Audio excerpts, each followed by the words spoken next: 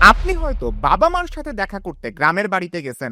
এই টাইমে মাত্র গ্র্যাজুয়েশন কমপ্লিট করছে এমন কোনো বান্দা বাড়িতে গেলেই বাবা মা আত্মীয় স্বজন প্রতিবেশী সহ সবাই বলা শুরু করে, বাবা চাকরি বাকরি কি করবা এখন, ভাবছো কিছু? মেয়েদের ক্ষেত্রে হয়তো বিয়ে দেওয়া নিয়ে জোর করা হয়, এই বয়সে চাকরি খোঁজা বাদ দাও, বিয়ে করে ফেলো। আর এই মানুষটা যদি অলরেডি চাকরির জন্য প্রস্তুতি নিতেছে বা পরীক্ষা দিতেছে এমন কেউ হয়, তাইলে তো মেন্টাল পেইন আরো বেশি। আর কতদিন এত পড়তেছো তাও চাকরি হয় না, তোর কবে চাকরি হবে, আমরা আর কতদিন সাপোর্ট দিব? এইসব শুনতে শুনতে আপনাদের অনেকেরই মন মেজাজ হয়তো খারাপ। বাংলাদেশ পরিসংখ্যান ব্যুরোর হিসাব বলতেছে 2023 সালে বাংলাদেশে প্রায় 27 লক্ষ মানুষ পুরোপুরি বেকার। মানে এই মানুষগুলো একদমই কোনো কাজ করতেছে না। গত প্রায় 10 বছর ধরেই দেশে বেকার মানুষের সংখ্যা প্রায় 25 থেকে 27 লক্ষ মানুষের মধ্যে ওঠানামা করে। এইখানে আরেকটা টার্ম আছে যার নাম নিষ্ক্রিয় জনসংখ্যা।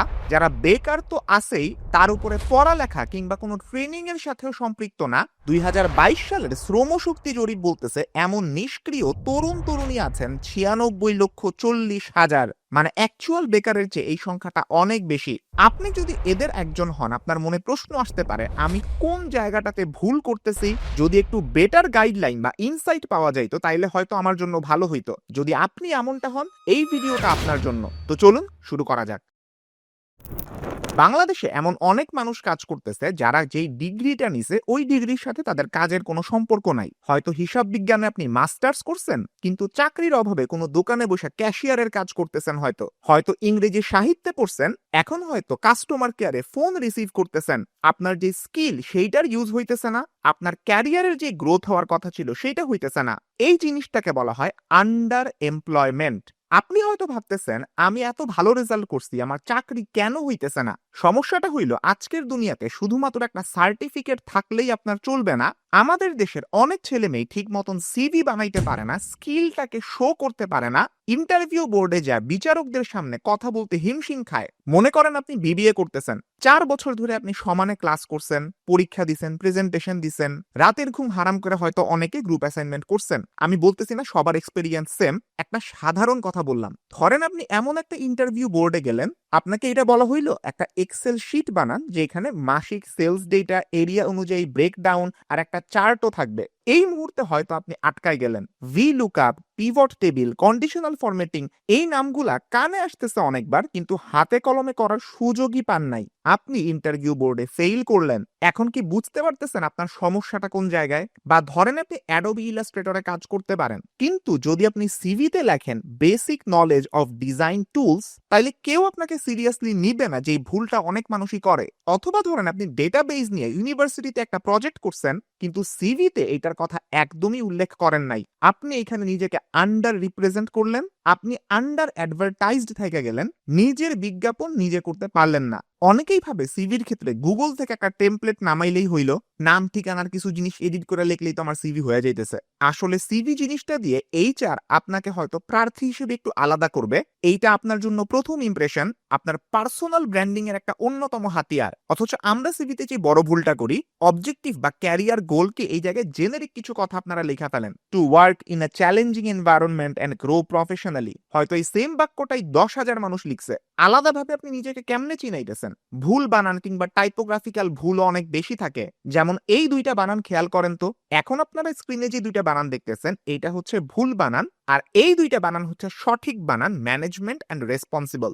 আপনার হয়তো চোখ এড়ায় যেতে পারে, কিন্তু যারা সিভিটা নিতেছে ওদের এইরকম ফরম্যাটিং এরর বা স্পেলিং এরর চোখ এড়ায় না। কেউ কেউ সিভি খুবই লম্বা বানায় ফেলে, কেউ একেবারেই ছোট বানায় ফেলে। আপনার অভিজ্ঞতা, এক্সপিরিয়েন্স, ইন্টার্নশিপ, এই সেকশনটা অনেকের একদমই ফাঁকা অথবা খুবই দুর্বল থাকে। অনেকেই ভাবে আমার তো কাজের কোনো অভিজ্ঞতাই নাই, তাইলে এখানে কিছুই লিখবো না। কিন্তু বিশ্ববিদ্যালয়ের প্রজেক্ট, ফ্রিল্যান্স কাজ বা সেমিনারে অংশ নিছেন, যখন ফাঁকা জায়গা থাকবে আপনার, তখন এই জিনিসগুলো উল্লেখ করা হয়তো অনেক দরকারি হয়ে পড়ে। আরেকটা খুব গুরুত্বপূর্ণ জিনিস, কিওয়ার্ডসই ব্যবহার করেন না এরকম অনেকে আছে। আজকাল কিন্তু অনেক কোম্পানি এটিএস বা অ্যাপ্লিক্যান্ট ট্র্যাকিং সিস্টেম ব্যবহার করে, যেখানে সিভি স্বয়ংক্রিয়ভাবে স্ক্যান্ড হয়। মানে কোনো মানুষ পড়তেছেন, একটা মেশিনে স্ক্যান্ড হইতেছে।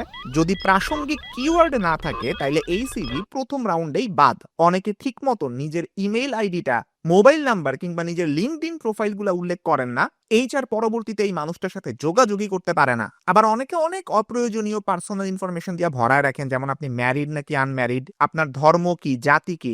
ডেফিনেটলি এগুলা পাসপোর্ট বা এই টাইপের জায়গাতে হয়তো গুরুত্বপূর্ণ ইনফরমেশন গুলা, কিন্তু অনেক চাকরির সিভিতে এত ডিটেইলড পার্সোনাল ইনফরমেশন হয়তো দরকার নাই। ছবি ব্যবহারের সময় অনেকে ভুল করেন, কম রেজলিউশনের ছবি ইউজ করেন, আনপ্রফেশনাল ব্যাকগ্রাউন্ড ছবির পিছনে থাকে। এইসব ভুল আপনাকে একজন প্রার্থী হিসেবে পিছায়া দেয়। ভালো সিভি লেখার 5টা বেসিক টিপস আপনাদের সাথে শেয়ার করি। আপনি আপনার ব্যক্তিগত তথ্য একটা প্রফেশনাল ফরম্যাটে লিখবেন। সংক্ষিপ্তভাবে লিখবেন আপনার ক্যারিয়ারের লক্ষ্য বা গোল কি, আপনার শিক্ষাগত যোগ্যতা কি, কাজের অভিজ্ঞতা কি, আপনার স্কিলস বা দক্ষতা কোন জায়গায় আছে, কোনো স্পেশাল স্কলারশিপ, পুরস্কার কিংবা আপনার ভাষা জ্ঞান থাকলে, মনে করেন আপনি 3টা-4টা ভাষা পারেন, এইরকম রেলেভেন্ট তথ্য দিয়া সিভি তৈরি করেন। দ্বিতীয়ত, প্রত্যেকটা চাকরির ধরন যেমন ভিন্ন, এটার চাহিদাও ভিন্ন। তাই একই সিভি সব জায়গায় ড্রপ না করে আলাদা আলাদা চাকরির জন্য বা যে পোস্টে আপনি অ্যাপ্লাই করতেছেন তার জন্য ডিফারেন্ট ফরম্যাটের সিভি রেডি রাখেন। গত বাঁধা সেম সিভি সব জায়গায় ড্রপ কইরেন না। 3 নাম্বার পয়েন্ট, আপনি যে চাকরিটার জন্য আবেদন করতেছেন সেটার জন্য কেন আপনি উপযুক্ত সেইটা আপনি যদি 1 পৃষ্ঠায় বর্ণনা করতে চান, আপনার জন্য কভার লেটার একটা খুব ভালো সুযোগ। সিভির সাথে আপনি একটা কভার লেটার যুক্ত করে দিতে পারেন এবং যেটা অবশ্যই ভালো হবে। সাধারণ কথায় লেখেন না, আমি 8 ঘন্টা টানা কাজ করতে পারি, এই জন্য আমাকে এই চাকরিতে নেন। আমি অমুক কোর্সের পরে তমুক সফটওয়্যারটা শিখছি এন্ড এইটা কাজে লাগে বিশ্ববিদ্যালয়ে অমুক অমুক প্রজেক্ট আমি সম্পন্ন করছি, যেটা আপনার কোম্পানির অমুক তমুক কাজ করতে আমাকে অনেক হেল্প করবে, অন্যদের চাইতে আমাকে আগায় রাখবে। এইভাবে পিন পয়েন্ট করে আপনি আপনার কভার লেটারটা লিখবেন। 4 নাম্বার পয়েন্ট, আজকাল অনেক এমপ্লয়ারই কিন্তু প্রার্থীর লিঙ্কডইন প্রোফাইল কিংবা সোশ্যাল মিডিয়া প্রোফাইলগুলো চেক করেন। তাই একটা পেশাদার লিঙ্কডইন প্রোফাইল যদি আপনার থাকে, যেখানে আপনি আপনার অভিজ্ঞতা, শিক্ষা, দক্ষতাগুলোকে একদম সাজায় গুছায় রাখছেন, এইটা আপনার জন্য বড় একটা প্লাস পয়েন্ট। 5 নাম্বার পয়েন্ট, আপনার নিজের ভালো একটা ছবি তোলেন। উল্টাপাল্টা মোবাইলের সেলফি বা আনপ্রফেশনাল কম রেজলিউশনের ছবি ব্যবহার কইরেন না। স্পেশালি বানান আর গ্রামার, এই জিনিসগুলা ভুল কইরেন না। এখন তো অনেক টুলস চলে আসছে, এইগুলা ইউজ করেন। গ্রামারলি নামে একটা অ্যাপ আছে গ্রামার ঠিক করার জন্য, চ্যাট জিপিটি দিয়েও আপনি কিছু কাজ করতে পারেন। এই টুলগুলা নিজের কাজে ইউজ করেন বেশি বেশি। আরেকটা ব্যাপার অনেকে ভুলে যায়, সিভি কিন্তু একটা ডাইনামিক ডকুমেন্ট, এটা কন্টিনিউয়াসলি আপডেটেড হয়। অনেক পুরান সিভি আপনি নতুন চাকরির ক্ষেত্রে যদি ড্রপ করেন, সেইটা আপনার ইমপ্রেশন প্রথমেই বাজে করে দিবে। ঠিক এই জায়গাটাতেই আপনাকে হেল্প করতে পারে আমি প্রবাসী অ্যাপটা। বিদেশে কাজ খুঁজতেছেন এমন মানুষদের জন্য এই প্ল্যাটফর্মটা সেরা। ওদের ওয়েবসাইটে বা অ্যাপে গেলেই আপনি বুঝবেন ব্র্যাক, জনশক্তি ও কর্মসংস্থান ব্যুরো, প্রবাসী কল্যাণ ও বৈদেশিক কর্মসংস্থান মন্ত্রণালয় এবং আইসিটি বিভাগের মতো সরকারি বেসরকারি পর্যায়ের শীর্ষ সংস্থাগুলোর সাথে তাদের পার্টনারশিপ আছে। এই অ্যাপে প্রতিদিন দেশের বাইরে বিভিন্ন চাকরির অফার পোস্ট করা হয়। আপনি আপনার স্কিলের সাথে ম্যাচ করে যে কোনোটায় আবেদন করতে পারেন। যারা রিক্রুট করতেছে, কাজ দিতেছে, ওদের ঠিকানা আর ডিটেইলস দেওয়া থাকে, সরাসরি সেইখানে যায় নিজে ভেরিফাইও করতে পারেন। যদিও আমি প্রবাসী অ্যাপ আগেই ভেরিফাই করে তারপরেই পোস্ট করে, তারপরে এটা আপনার ইচ্ছা। আমি প্রবাসী অ্যাপের কনসালটেন্সি সার্ভিস আপনাকে দালাল ধরা ছাড়া, স্ক্যামের শিকার হওয়া ছাড়াই সরাসরি এমপ্লয়ারের কাছে নিয়ে যাবে। এর সাথে সাথে বিদেশে পাড়ি জমানোর অনেকগুলো জটিল স্টেপ আছে, সেগুলোও আপনাকে নিরাপদে পার করতে হেল্প করবে। শুধু যে চাকরি পাইতেই আমি প্রবাসী হেল্প করবে এমন না, চাকরি পাওয়ার পরে বিদেশে যায় কাজের চাপ থাকে, একাকিত্ব কিংবা পরিবারের চাপের কারণে অনেক প্রবাসীরই স্বাস্থ্যগত কিছু সমস্যা হয়। এটা শারীরিক মানসিক দুই ধরনেরই হইতে পারে। আমি প্রবাসী অ্যাপের প্রবাসী হেলথ কেয়ার ফিচারটা এখানে দারুণভাবে হেল্প করতে পারে। মাত্র 149 টাকা থেকে শুরু হয় এই সেবা। প্রবাসীরা ডাক্তারের সাথে ফেস টু ফেস আলাপ করতে পারবেন। কোনো ধরনের ইন্স্যুরেন্স বা পেপার ওয়ার্কের ঝামেলা নাই এখানে। আমি প্রবাসী অ্যাপে ইন্স্যুরেন্সের সুযোগও রাখা হয়েছে। গার্ডিয়ান লাইফ ইন্স্যুরেন্সের সাথে পার্টনার হয়ে তারা প্রবাসীদের দিতেছে ইন্স্যুরেন্স গার্ডিয়ান প্রবাসী প্রহরী। দেশের বাইরে যদি হাসপাতালে আপনার চিকিৎসা নেওয়া লাগে, সেই খরচটা বহন করা, মারা গেলে কিংবা আহত হইলে বেনিফিশিয়ারিকে আর্থিক ক্ষতিপূরণ দেওয়া, কাজ হারানো কিংবা এমন গুরুতর অবস্থায় সাপোর্ট দেওয়া, এই ফিচারগুলো অ্যাড করা হয়েছে ইন্স্যুরেন্সে। এইটা আমাদের প্রবাসী ভাই বোনদের জন্য খুব কার্যকর একটা উদ্যোগ হইতে পারে। আসল কথাটাই তো বলি নাই, এটা হইতেছে সিভি। সিভি খারাপ হইলে আপনি কোন কোন সমস্যায় পড়তে পারেন এটা তো অলরেডি ব্যাখ্যা করছি। কিন্তু আপনি যদি আমি প্রবাসী অ্যাপের চ্যাটবটের সাথে নিজের ব্যাপারে কিছু আলাপ করেন, তাইলে ও আপনাকে সুন্দর একটা সিভি বানায় হাতে ধরাই দিতে পারবে। আলাপ করার যে কথাটা বললাম এটা অ্যাকচুয়ালি আমি মিন করছি, কারণ এই অ্যাপের চ্যাটবট আপনাকে একটার পর একটা প্রশ্ন করবে, আপনার শুধু উত্তরগুলা ঠিক মতন দিলেই হইল। আপনার আগ্রহের কাজ কি, শিক্ষাগত যোগ্যতা কি, ট্রেনিং বা এক্সপেরিয়েন্সের তথ্য, ব্যক্তিগত কিছু তথ্য একটার পর একটা আপনাকে জিজ্ঞেস করবে, আপনি জাস্ট এইগুলোর উত্তর দিবেন। এই আলাপ শেষ হইলে দেখবেন আপনার একটা খুব সুন্দর সিভি দাঁড়ায় গেছে। ডেফিনেটলি আপনাদের এই সুযোগটা কাজে লাগানো উচিত। অ্যাপটা একবার হইলেও আপনি চেক করে আসতে পারেন, আমি ডেসক্রিপশন বক্স এবং কমেন্টের মধ্যে লিংক দিয়ে রাখবো, সেইখান থেকে সরাসরি আপনারা যাইতে পারেন। ভালো সিভি বানানোর পরেও দেশে আপনি হয়তো চাকরি পাইতেছেন না, ভাবতেছেন বিদেশ যাবেন, দুবাই যাবেন, মালয়েশিয়া যাবেন, ওমান যাবেন, এই পর্যন্ত আপনি ঠিক। কিন্তু আপনি কি জানেন ওইখানে যাওয়ার পরেও হাজার হাজার মানুষ প্রতিদিন ঠকতেছেন শুধুমাত্র ভাষা না জানার কারণে। কেউ কেউ দালালের কাছে ধরা খাইতেছে, কেউ চুক্তিপত্রে কি লেখা ছিল এইটাই ঠিক মতন বুঝতে পারে নাই, কাজে যাওয়ার পরে কোথায় সেফটি গিয়ার পাওয়া যাবে, ডাক্তারের কাছে আপনি কেমনে যাবেন, মেডিকেল বা হেলথ কেয়ার সিস্টেম এক এক দেশে এক এক রকম, এই জিনিসগুলো আপনি ধরেন কিছুই বুঝতেছেন না। দ্য বিজনেস স্ট্যান্ডার্ডের একটা রিপোর্ট বলতেছে ভাষা না জানার কারণে একজন প্রবাসী প্রায় 30 থেকে 40% কম বেতন পান। মানে আপনি যেই কাজ করতেছেন সেই একই কাজ আপনার পাশের আরেকজন করতেছে, জাস্ট ও ভাষা জানে দেখা আপনার চেয়ে বেশি বেতনে কাজ করতে পারতেছে। শুধু টাকা পয়সাটাই ম্যাটার না। আপনাদেরকে 2019 সালের একজন প্রবাসী নারীর নিজের বয়ানের ঘটনা বলি। এখানে মানে দেশে 3 দিনের কোর্স করে গেছি, কিন্তু ওইখানে গিয়া সেগুলোর সাথে মিল তেমন পাই নাই। যেমন ধরেন আলুকে কি বলে, টমেটোকে কি বলে, বাথরুমকে কি বলে, সেইগুলো শিখাইছে, কিন্তু ধরেন কোনো কাজ করতে বললো সেইটা তো শিখায় নাই, গিয়া কিছু বুঝতাম না। তো বাড়িওয়ালা ধরে মারতো, মার খেয়ে আমাকে হাসপাতালে ভর্তি হতে হয়েছিল। পরে নিজের টাকা খরচ করে আমি দেশে চলে আসি। পুরো অবস্থাটা দেখছেন, বিদেশ যায় উল্টা ট্রমার শিকার হয়ে আসতেছে। ঘটনা 2019 সালের হইলেও এই 6 বছরে খুব বেশি কিছু চেঞ্জড হয় নাই। নারীরা নির্যাতনের কারণে অনেক ক্ষেত্রে বাধ্য হন দেশে ফিরে আসতে। আর জাস্ট ভাষা না জানার কারণে ফিলিপিনো, পাকিস্তানি, ইন্ডিয়ান আর শ্রীলঙ্কানরা হয় বাংলাদেশিদের বস। চিন্তা করেন একবার, ওরা জাস্ট ভাষা জানে দেখা বসদের অনেক কাছে যাইতে পারে। আর এই কারণেই মধ্যপ্রাচ্যে আমরা বাংলাদেশের শ্রমিকদের বড় কোনো পদে দেখতে পারি না। জমি জমা বিক্রি করে মধ্যপ্রাচ্যে যাইতেছে, চিন্তার কারণ হয় কখন এই টাকাটা তুলতে পারবে। অথচ জাস্ট আরবি ভাষাটা না জানার কারণে বিভিন্ন সুযোগ সুবিধা থেকে তারা বঞ্চিত হন। ভাষা জানাটা কতটা যে জরুরি এইটার একটা কম্পারিজন ফিলিপিনোদের সাথে বাংলাদেশি শ্রমিকদের, এইটা তুলে ধরলেই আপনি বুঝতে পারবেন। শ্রম বাজারের মধ্যে বাংলাদেশের কিন্তু শ্রমিকদের সংখ্যা বেশি ফিলিপাইনের চেয়ে, কিন্তু রেমিটেন্সের পরিমাণ ফিলিপাইনের প্রবাসীদের বেশি। 2023 সালে প্রকাশিত বাংলাদেশ পরিসংখ্যান ব্যুরোর জনশুমারি এবং গৃহগণনা 2022-এর ন্যাশনাল রিপোর্ট অনুযায়ী বিদেশে অবস্থানরত বাংলাদেশির সংখ্যা 50,53,000। আর অন্যদিকে ফিলিপিন্সের সরকারি হিসাব বলতেছে 2023 সালে প্রবাসী ফিলিপিনোর সংখ্যা মাত্র 20,16,000। মানে বাংলাদেশের চেয়ে প্রায় অর্ধেকেরও কম এই প্রবাসী সংখ্যাটা।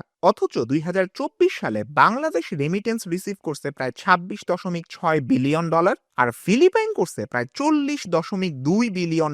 চিন্তা করেন টাকার পরিমাণটা ফিলিপিনোদের ক্ষেত্রে কত বেশি, যদিও ওদের প্রবাসীর সংখ্যা বাংলাদেশের চেয়ে কম। ভাষা জানার কারণে ফিলিপাইনের এই প্রবাসীরা হোটেল, রেস্তোরাঁ কিংবা শপিং মলের মতন জায়গায় চাকরি করার সুযোগ পান, সেটা বিক্রেতা হিসেবেই হোক কিংবা বেবিসিটার হিসেবেই হোক। কাজগুলা কিন্তু তুলনামূলক কষ্টসাধ্য না তেমন, এসির নিচে আরামের মধ্যে বসে আপনি করতে পারতেছেন। আর এইসব কাজে বিদেশে বেতনের পরিমাণও বেশি, ফলে ফিলিপাইন প্রবাসীদের রেমিটেন্সের মাধ্যমে আয়টাও বেশি হয়। বাংলাদেশিদের অবস্থা উল্টা, মাথার ঘাম পায়ে ফেলার মতন কাজ, কিন্তু বেতন একেবারে কম। আন্তর্জাতিক অভিবাসন সংস্থা IOM এর 2019 সালের তথ্য বলতেছে প্রবাসী একজন বাংলাদেশি কর্মী মাসে গড়ে $203.33 রেমিটেন্স পাঠান। সেই তুলনায় ফিলিপিনে একজন কর্মী তার দেশে পাঠান $546.10। প্রবাসী একজন পাকিস্তান কর্মীর মাসিক গড় আয় $275.74, ভারতীয় কর্মীর আয় $395.71 এবং চীনা কর্মীর আয় $532.71। বাংলাদেশের পার পার্সন ইনকামটা কতটা কম অন্যান্য দেশের তুলনায় একবার ভাবেন। ইন জেনারেল মধ্যপ্রাচ্যের যারা স্থানীয় লোকজন ওরা ইংরেজি ভাষায় একটু কাঁচা, তাদের সাথে কমিউনিকেট করতে চাইলে আরবি হইতেছে মূল ভরসা। অথচ আমাদের এত পরিচিত একটা ভাষা আরবি বাংলাদেশে, আমরা শুধুমাত্র এটাকে পড়তে পারার মধ্যে সীমাবদ্ধ রাখা দেই। ছোটবেলায় আমরা প্রায় সবাই কুরআন শরীফ পড়তে শিখছি আরবিতেই, কিন্তু দৈনন্দিন কাজে আরবি ভাষা ব্যবহার করা কিংবা লিখতে পারার দক্ষতাটাও আমাদের অনেকেরই নাই। আমি যখন স্কুলে ছিলাম আরবি লিখতে পারতাম, কিছু কিছু ওয়ার্ড এমনিতে শিখছিলামও, বাট কাইফা হালুকা আনা বিখয়ের এতটুক পর্যন্ত শিখলে আসলে হয় না। তবে আমাদের দেশে মাদ্রাসায় পড়ালেখা চালায় যাওয়া যে স্টুডেন্টরা আছেন তাদের অনেকেই এই ক্ষেত্রে ব্যতিক্রম হন। মধ্যপ্রাচ্যে আমাদের যে কর্মী ভাই বোনরা যাইতেছেন তাদেরকে আরবি ভাষা হাতে কলমে শেখানোর কাজে এই স্টুডেন্টরা খুব ভালো একটা রোল প্লে করতে পারে। এইটা যেমন একটা অপশন, বেশি বেশি আরবি শেখার কোর্স চালু করাও আমাদের জন্য একটা অপশন হইতে পারে। আর এটা করতে পারলে আমরা হয়তো এখনকার চেয়ে পার পার্সনের হিসেবে আরো বেশি রেমিটেন্স আমাদের দেশে নিয়ে আসতে পারবো। ওকে, আজকের ভিডিওতে মূলত আলোচনা করার চেষ্টা করলাম প্রবাসী বাংলাদেশীদের ভাষাগত সমস্যাটা আসলে কোন জায়গায়, এন্ড আমাদের দেশে এত বেশি বেকারত্বের সাথে সিভি বানানোর মতন প্রয়োজনীয় স্কিলগুলা না থাকা কিংবা নিজের অ্যাডভার্টাইজমেন্টের দক্ষতাটা না থাকা কতটা গুরুত্বপূর্ণ কারণ, এই ব্যাপারগুলো আপনাদের সামনে তুলে ধরছি। এই সবগুলা জায়গাতেই আপনাদের খুবই কাজে লাগতে পারে আমি প্রবাসী অ্যাপটা। সিভি বানানোর ক্ষেত্রে যেসব টিপস গুলা বললাম সেগুলো আপনি খাতায় লিখে রাখেন, কাজে লাগান। যদি আপনি প্রবাসী হিসেবে বাইরে কাজ করতে যান, নিজের ভাষাগত দক্ষতাকে ইমপ্রুভ করেন, ইনশাল্লাহ অনেক ভালো মানের চাকরি পাবেন, অনেক বেশি টাকা বেতনের চাকরি পাবেন। আমি প্রবাসী অ্যাপের মধ্যে যে জব সার্কুলার গুলা থাকে ওইগুলো ভালো মতন খেয়াল করেন, আপডেট রাখেন, যাতে আপনি যেই কাজের জন্য উপযুক্ত সেটা ঠিক মতন বাছাই করতে পারেন। ঠিক মতন প্রস্তুতি নিয়ে আপনি বিদেশে দেশে যেই জায়গাতেই চাকরির ইন্টারভিউ বোর্ডের সামনে দাঁড়ান, আপনার নিজের একটা পার্সোনালিটি থাকবে, একটা সম্মান থাকবে, মর্যাদা থাকবে। নিজেকে মানুষ হিসেবে আপনি অনেক বেশি আত্মবিশ্বাসী ভাববেন। আজকের ভিডিও এই পর্যন্তই। আপনার যদি এই ধরনের কন্টেন্টগুলো ভালো লাগে আপনি চ্যানেলে সাবস্ক্রাইব করে রাখতে পারেন এবং পাশে থাকা বেল আইকনটা প্রেস করতে কখনোই ভুলবেন না। সবাই ভালো থাকবেন, সুস্থ থাকবেন, দেখা হবে ইনশাআল্লাহ পরবর্তী ভিডিওতে। আল্লাহ হাফেজ।